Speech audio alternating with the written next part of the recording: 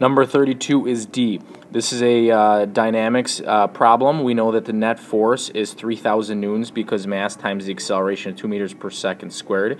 So because the net force is upwards, it accelerates upwards, that means that the tension has to be greater than the force of gravity by 3,000 newtons. So you find the force of gravity, the total mass times gravity approximated at 10 meters per second squared, and you get your answer of D. For number 33, the answer is D. If we have a position time graph, if we're looking for the instantaneous velocity, that's basically the velocity at a specific moment in time, aka 9 seconds, we can see that the slope, first of all, is negative, and if we estimate it, it's about negative 11/4 meters per second. Skip questions 34 and 35 as they relate to electric fields, not on the AP1 test. For number 36, we are dealing with a tube that's closed on one end. Now, with these tubes that are closed on one end, we only have odd harmonics. So the picture that is drawn for us is the third harmonic. So the wavelength is 4/3 the length of the tube. And then the next harmonic would be the fifth harmonic, and we see a picture drawn at the bottom, and that wavelength is 4/5 L. So if we find the ratio of those two, we see that the ratio of wavelength of the third harmonic to the fifth harmonic is 5/3. For number 37, the answer is C, 0 joules, and the reason for that is work is force times distance, and since the first 40 millimeters, the force is positive, and then the next 40 millimeters, the force is negative, it actually cancels out. So first we got positive work, then negative work. Since it's, again, force times distance, we got to look at area underneath the curve. And the two cancel out, positive and negative, giving us 0 joules of work done.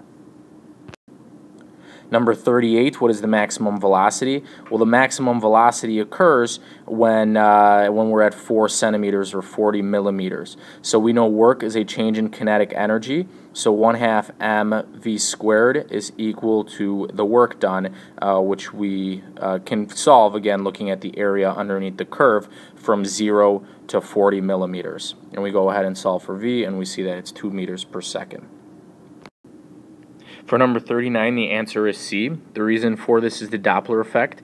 As an object that makes sound moves away from the source, in this case the oscilloscope, the frequency decreases, and it's lower because it is initially further away to begin with, plus the fact that it accelerates even faster, it increases its speed even faster away from the oscilloscope, then we know that it's going to be even lower as it falls. Number 40 deals with an elastic collision. Now, because it's an elastic collision, we know that energy is conserved and only conserved during elastic collisions. So the small car starts off with no kinetic energy because it's at rest, and the large car starts off with 1/2 4 mv squared of kinetic energy, which is just 2 mv squared. Now, since it gives half of its kinetic energy to the small cart, that means it transfers just mv squared of the energy. So when you go ahead and solve for the velocity of the small cart now, knowing that its velocity or its kinetic energy is mv squared equals 1/2 mv final squared, we can see that we're essentially taking the square root of 2 to get 1.41 v. And the reason for that, why it works out, is because kinetic energy, as we know, is proportional to the velocity squared. So taking the square root of 2. Number 41 is a substitution problem. We know that the centripetal force on an object is mv squared over r, since we're dealing with a force here. And velocity of an object in circular motion is 2 pi r over t, capital T being the period. So since that's what we're solving for, we're going to actually go ahead and substitute that v, 2 pi r over t, into the force equation. So as you can see for the work here, after I substitute and I do all my algebra, we can see that the period ends up being the square root of 4 pi squared mr over f. So this is more of an algebra problem once you realize what equations you're using and what you're substituting in for. For 42, what is the power developed by the force? We know power is work over time, and work equals force times distance. Now, when we talk about circular motion, remember the force is always inward. It's a centripetal force. Centripetal means center seeking. So the force is always inwards, in towards a circle, and the distance or the displacement vector is always perpendicular. So those two values are always perpendicular to each other, meaning that the work is zero. Therefore, the power developed by that force is also going to be zero. Number 43 is a number relationship problem, but this one's a little bit different than a lot of the ones we see. In this case here, we're telling us that these two objects, A and B, have equal charge and equal mass, and their gravitational and electrostatic forces are equal. So we use Newton's law of universal gravitation, GMM over r squared, and set that equal to Coulomb's law, KQQ over r squared. And if one of the masses is halved, that means the charge on object B has to also be halved in order to maintain equilibrium. Now, how do we know it's B? It could have been A as well. We don't know, but that's not one of the options. But fact of the matter is, one of those charges has to be halved. For number 44, we are dealing with a strictly parallel circuit since there's a branch before it gets to any resistors. So branches into 3 resistors, 3 ohms, 2 ohms, and 6 ohms. So we use the parallel resistance equation. So the inverse of the sum of the inverses, so 1 over 3, 1 over 2, 1 over 6, we get a total resistance of 1 ohm, and since we know that voltage is equal to current times resistance, we already know the current in the circuit as a whole is 10 amps. So 10 times 1 gives us 10 volts. Number 45 is a proportionality problem. We're dealing with Ohm's law here, so V equals IR. If we want an increase in current, we know that current is proportional to voltage, and we also know that current is proportional to the inverse of the resistance. So a larger resistance means a smaller current if voltage is constant, or if we keep the resistance constant but maybe add a battery, let's say, so the voltage increases, then current's going to increase as well. So therefore our answer is C, increased voltage and decreased resistance. Number 46 really is asking us if we know the difference between vectors and scalars. So acceleration is a change in velocity over time because velocity is a vector just like acceleration is.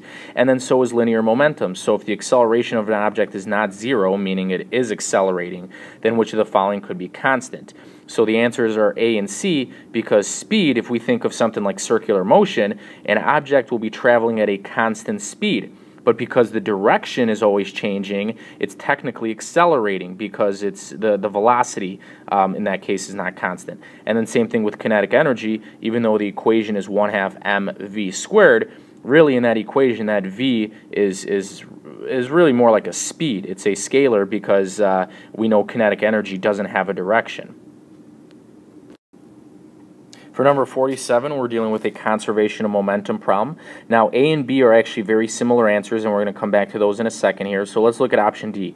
The total momentum in the collision will always be conserved. That is absolutely always true. Anytime you are dealing with a collision, momentum is always conserved. However, energy is only conserved during collisions if it's a perfectly elastic collision, but momentum is always conserved. And if that goes back to A and B, the car will experience a greater impulse than the truck. Well, impulse is simply a change in momentum. Now, each of those objects is going to change its own momentum. We're not looking at the system here, just the individual masses. So they're each going to have their own impulse, but it's going to be equal in magnitude because, again, momentum is conserved. And then C, the magnitude of the acceleration experienced by the car will be greater than the truck. Well, we know Newton's third law. For every action, there's an equal and opposite reaction. So since F equals ma, same force on both, while the one with a smaller mass is going to have a larger acceleration to kind of compensate for that. For number 48, the answer is A and C. The guitar string itself can have a standing wave because the string is fixed at both ends.